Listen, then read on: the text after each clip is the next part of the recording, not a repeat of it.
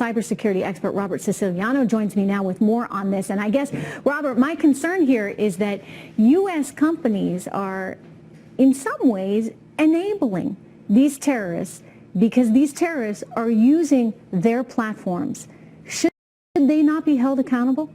The companies themselves? I'm not sure how you could hold a technology company accountable for the actions of a criminal organization. Well, let me jump in there because, for example, they're looking into the landlord of the terrorists who were living there in that northern suburb in Paris where you had that war zone happening overnight. They're looking into that landlord. That landlord, if he knowingly was renting to terrorists, is going to find himself in a whole big big problem altogether.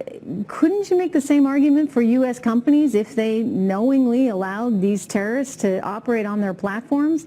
Then they also are in trouble? I don't know if they are making concerted efforts to stop them, nor to police them. But I think that if it was to come across that there is a terrorist organization who's communicating on their platform, I think that they'd make mention of it at a minimum to a government organization.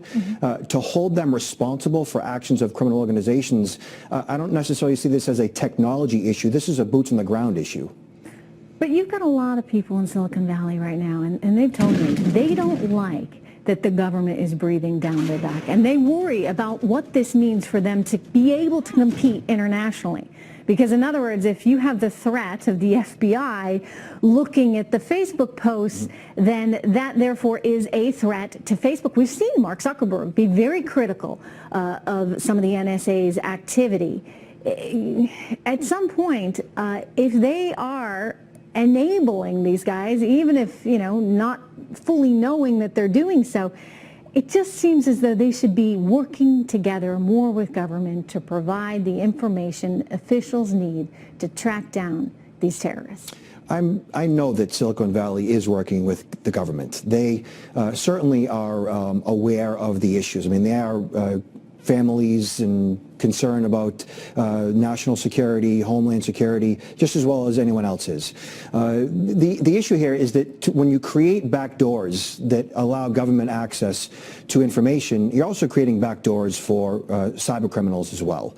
And so that vulnerability that you're creating for a government agency can also be used for, bad. And so it's a tightrope that they all walk.